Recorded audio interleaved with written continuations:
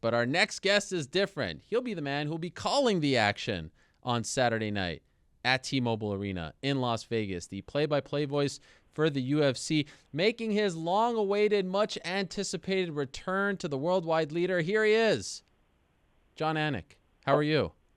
My man, what an intro. What a pleasure to be on with you. And the fact that you're doing this on a new platform, man, all good things. Big week, I should say. Now, can I ask you, Jon, is this your have you ever been on ESPN Air since you left the company, 6 or so years ago? I don't think so. I mean, ESPN Radio for an appearance here or there, but ESPN Television, I think this will be the first time since 2011 when I showed up for my last day and my ID badge no longer worked. Okay, well, and let's not get crazy. I'm not on TV per se, but this is pretty close, in 2018. Oh, this is television. Okay, well, thank you, Jon. I appreciate that. So much to be excited about, especially when it comes to ESPN and the UFC. You must have thought, wow, holy smokes, I can't believe this is all coming together. Like 7 or so years ago when you're doing MMA Live with the likes of Franklin McNeil and Molly Karam and Kenny Florian and the whole crew over there, Kieran Portley. Now the UFC's home in the United States is going to be ESPN. That must have been surreal for you when you found that out, right? Absolutely, man. Not unlike how I reacted when news that your show was landing on ESPN. Honestly, this was a pipe dream for a lot of us, and never in my wildest dream, I know it sounds trite, but did I think that the entire UFC domestic package would be with the worldwide leader in sports. So as great as this relationship has been with Fox, and I've established long-lasting friendships with a lot of people over there, this is the cream of the crop. This is where I think we all felt like we needed to be to take that requisite next step. And, yeah, man, when we were grinding on ESPN.com in 2008 and finally got MMA Live to ESPN2 about 18 months later, even then, we're fighting to get on the air at 3:30 in the morning. So this is very exciting, obviously, and we have a big week coming up, but you can be sure a lot of the things are in the works for January 2019 already. Yes. In my opinion, you are one of the founding fathers in terms of MMA coverage on this network. I went through the whole slate of coverage we have coming up. If not for people like you sort of championing the cause, I'll give a shout out to Glenn Jacobs, my boss, for doing it long before anyone cared about the sport at ESPN. I don't think that we are here. So much respect, my man. Thank you so much. Now, for you, what I'm most interested about, you're calling this. This is a big deal. A lot of people will be watching. This is the biggest fight, in my opinion, the most anticipated fight in UFC history. Could you tell us, so it's Monday. You just finished your podcast, Anik and Florian podcast, which is out everywhere where you can get podcasts, also on YouTube. I enjoy it immensely. How do you now prepare and switch gears for the biggest fight that you have ever called? How does that happen? Take us through the process. Well, because I had a pretty extended layoff after UFC 228, I have had a chance to get ahead of the preparation as best I can. I will say you can only get so far ahead of the preparation because if I'm watching film on Tony Martin and Ryan LaFleur in mid-September or writing my fighter card, 3 weeks out, that's not going to help my memory. That's probably not going to help me too much on fight night. So the preparation, just by nature of what we do, is a little bit condensed. And cram is a very ugly verb when it comes to TV and radio preparation. But there is some cramming that's involved. And certainly when we have last-minute changes, you know as well as anyone that there's some cramming that has to happen. But for me, I begin with Tony Martin and Ryan LaFleur, whereas Joe Rogan and some other people, I think they begin with the main event and invest every ounce of themselves in the main event and then work their way up the card, if you will. For me, this is not much different than a regular pay-per-view show. I mean, I think I had more nerves for UFC 208 when I sort of by default became the pay-per-view guy, or when I called a college football game back in 2015 on FS1 for the first time in 4 years. For me, the anxiety is always in the preparation. But at the end of the day, this is 26 fighters. I have to give them all the respect that Conor and Khabib get at the end of the night. I guess the one thing I've done differently for this show, I started thinking about my pay-per-view open way earlier than I ever thought of it before Stipe or DC or Woodley and Till and everybody else. So I'm trying to maximize those 25 seconds, and here 5 days out, I still don't know what the hell I'm going to say when I crack the mic on pay-per-view. I would imagine over the years you have learned the art of sort of pacing yourself. Is because your shows are so long. We've talked about this before. You're calling 2 football games especially, but you have to peak at 12:30 Eastern after calling 13 or so fights. Is there any worry that because the atmosphere will be so electric, so great, so much hype, so much buzz, Friday ceremonial weigh-ins, that you'll have to remind yourself I got to calm down here, or is it now second nature to you? I think it's second nature. I think there's always a worry that the voice will go out. As you know, when I was doing the UFC Hall of Fame induction ceremony and I was introducing Dan Henderson, all of a sudden my voice cracked and I just powered through it. But it's live television, and even when we flub and we think it's a huge deal, when you go back and watch the broadcast, it doesn't end up being that massive an ordeal. But absolutely, when you're calling 13 fights and you're on a headset for 7.5 hours, pacing has to come into it. And that doesn't mean you don't bring high energy for Ryan LaFleur and Tony Martin. I keep coming back to those two, but that's the first fight of the night. Right. It doesn't mean you don't bring it for those guys, but Daniel Cormier, who was on with you earlier today, the first time we worked together, October 1st, actually a couple years ago in Portland, Oregon, and by the 12th or 13th fight, he was shot. And so I know that's been something that he has learned. I will say, too, though, when I'm in a two-man booth and I'm emceeing the weigh-in and I'm doing the post-fight interviews, that's an entirely different beast than working in a three-man booth with Joe Rogan and a fighter, right? So my voice feels much different when I'm in a two-man booth at the end of the night compared to a three-man booth. Okay, so for this one, will it be 3 or 2? It will be 3. Dominic Cruz will be in there. You know, Daniel Cormier, because of his close friend and teammate Khabib Nurmagomedov's status in the main event, he won't call this fight. He won't work the UFC 230 as well because Luke Rockhold's on that fight. So Dominic Cruz will be back in the saddle, and we're excited, obviously, to have his insights. And obviously Joe Rogan being the middleman, right? You got it. And what do you prefer? Are you able to answer this question? Do you prefer 2 or 3?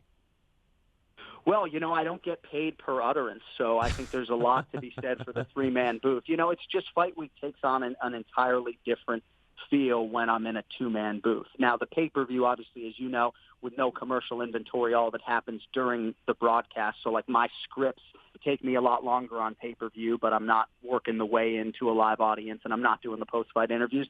I enjoy doing the post-fight interviews. You know, I think it helps sort of break up the monotony that a broadcast can take on over 13 fights at times, but Rogan's the best in the business, and I'm happy to defer to him on the big shows, obviously. But no, we've found our comfort zone, I think, in the three-man booth versus the two-man booth.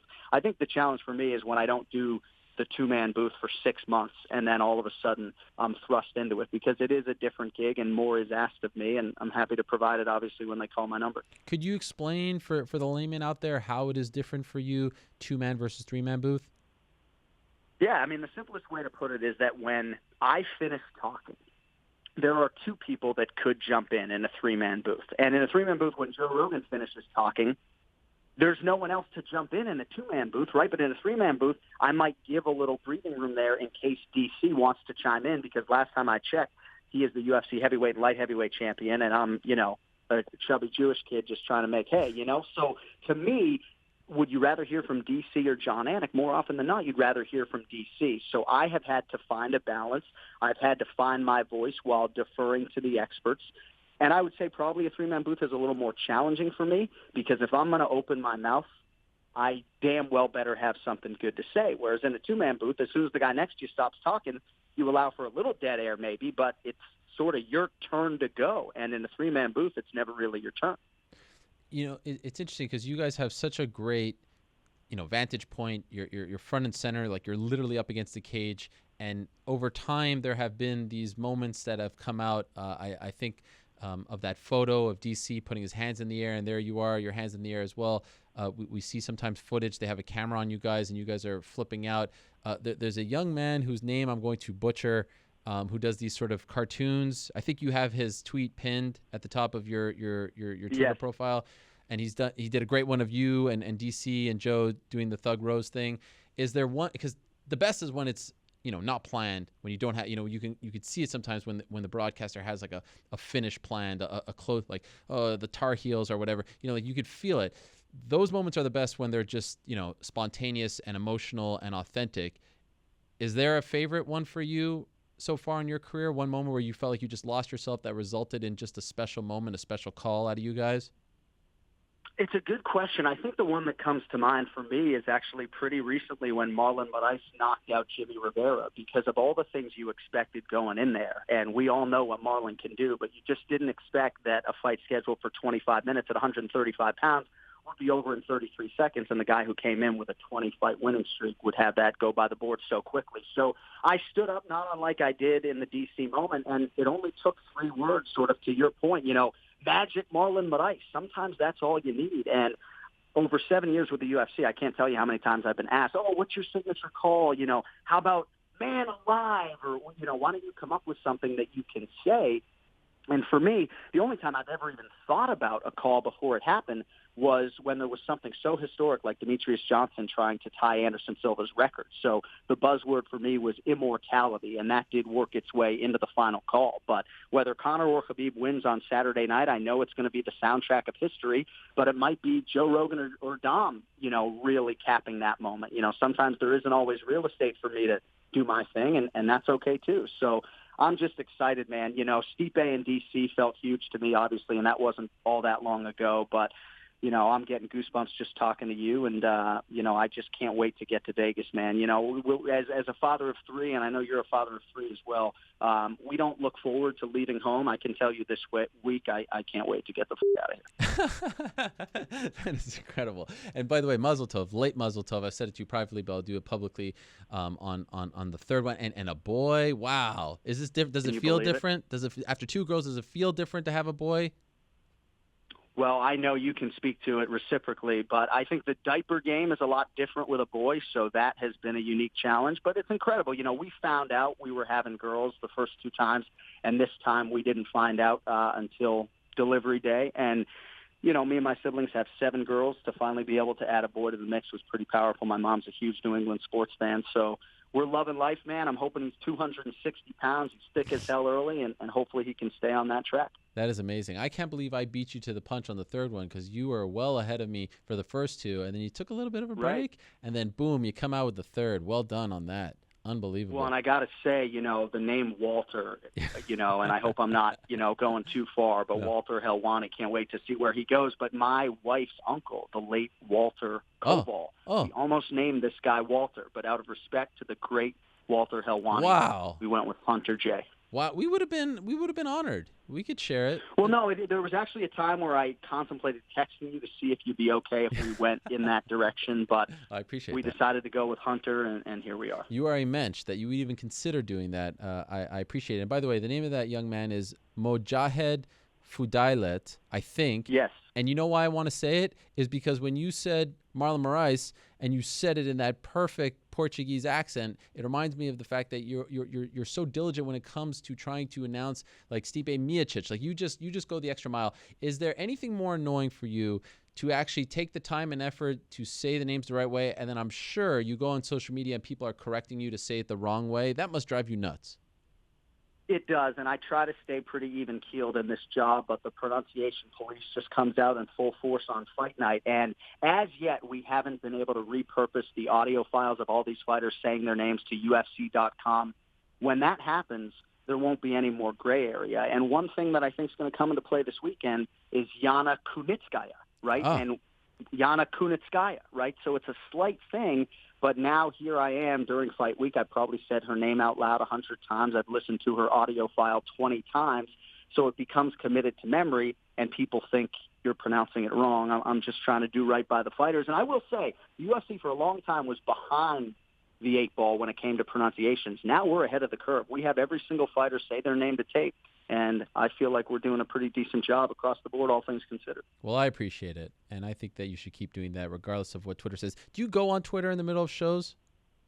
Not in the middle of shows. Afterwards, when I'm in my room and exhaling a little bit, it's pretty constructive for me. But I got so much going on and so many different people in my ear. I know some broadcasters have been able to find a voice on Twitter during these fights. Maybe they're just better broadcasters than I am, but I can't multitask like that. I got too much going on.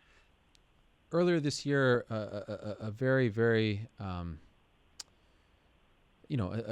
tough blow for the UFC production team occurred when the team lost Bruce Connell, the longtime producer, in my opinion, the greatest MMA producer as far as television is concerned ever, and he'd been doing it for 20 years or so, and I know that you were very close to him, and you were part of the Hall of Fame ceremony, and the package that they put together, the team and with his family, was just unbelievable. One of the best things the UFC has ever produced.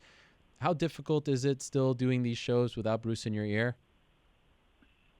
It's hard, and every single show when I leave my hotel room, I'm not the most religious guy in the world, as you know, but I'm a pretty spiritual guy, and I do have a quick conversation with Bruce before every show, pay-per-view or otherwise, just sort of look up and say, Please, Bruce, you get me through this one, man. My God, because I think we all sort of realize what an undertaking just one of these pay-per-views is. And, man, he's just so missed. And obviously, at the time of his passing was sort of the height of our relationship. He was really a father figure to me, somebody that I would lean on in personal and professional situations. And, had sort of started to develop a relationship with one of his boys, and it just hit us all like a ton of bricks. And, I think for me, seeing some of my coworkers, like our longtime stage manager, Craig Niner Conley, I've never seen him so sad and despondent and inconsolable, and that's what sort of broke me, just seeing the reactions of all these guys that have relationships with Bruce that are twice and three times as long as mine was. So,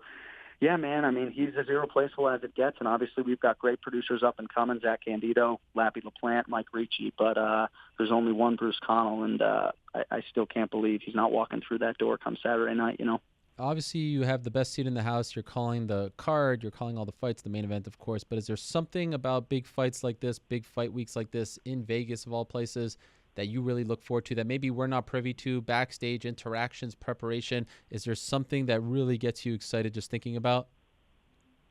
Well, I'm excited to see the athletes, especially Conor McGregor, whom I haven't seen since I infamously branded myself with this 209 tattoo that maybe he takes some blame for, right? So I'm excited to see Conor and Dana and everybody else that sort of makes this a big fight week feel.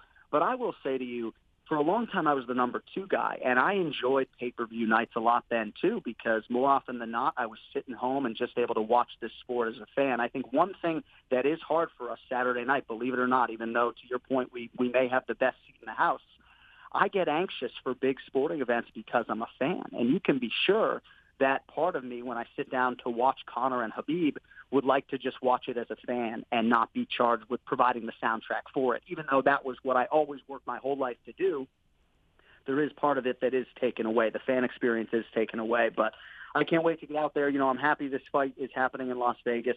I think Vegas deserves to host a fight of this magnitude, and just really excited to see what these athletes can do with the showcase. I know Khabib hasn't experienced a walk like this before, but I think if anybody can handle it, it's Khabib Nurmagomedov. I don't want to put you on the spot, but just curious, and if you don't know, I totally understand, but today is the 1-year anniversary of the shooting in Las Vegas. Is there anything planned, to the best of your knowledge, for Saturday night?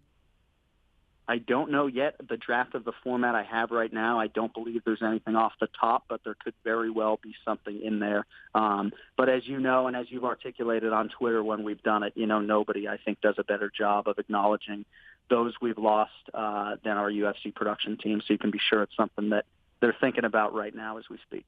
Okay. By the way, top of your head right now, what are the odds for Saturday? Do you know them? Yes, Khabib Nurmagomedov minus 170. Conor McGregor is plus 140. I've been saying for 3 weeks, if you like Khabib, I think you wait to bet the fight because inevitably there's going to be that public Conor McGregor money that comes in. If you like Conor to win this fight, I don't know why you're not playing him right now at plus 140. Why is that? Because you think it's going to get closer?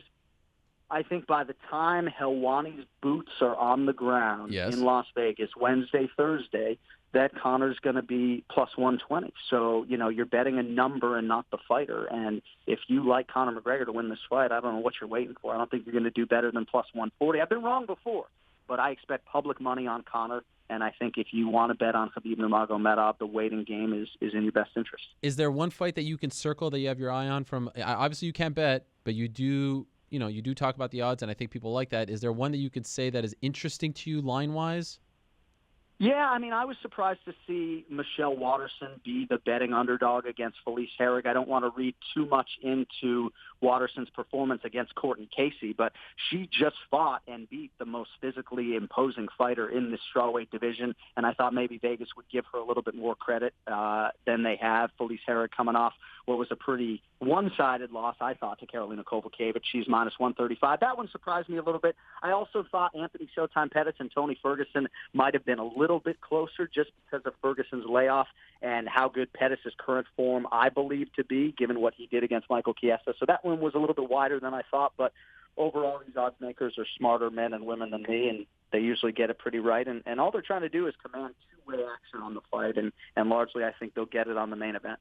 Appreciate you doing this, Jon. Check out the Anik and Florian podcast. I believe, is it out yet, or will it be out later today? Should be out within the hour, my man. All right, so look out for that, and of course the call on Saturday. Good luck to you and the rest of the production team. Can't wait for it. You guys are the best, and I appreciate you squeezing us in what is probably a very busy beginning of the week for you. Thanks for doing this.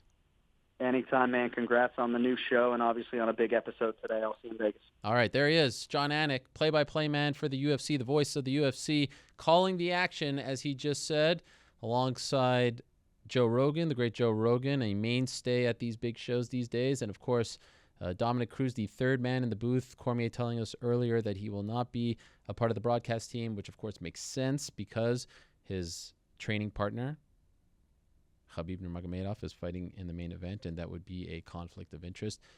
Anik reminding us that Cormier will not be on the call on November 3rd at Madison Square Garden because that's Luke Rockhold versus Chris Weidman, and Rockhold, of course, a longtime friend and training partner of one, Daniel Cormier. So that is interesting.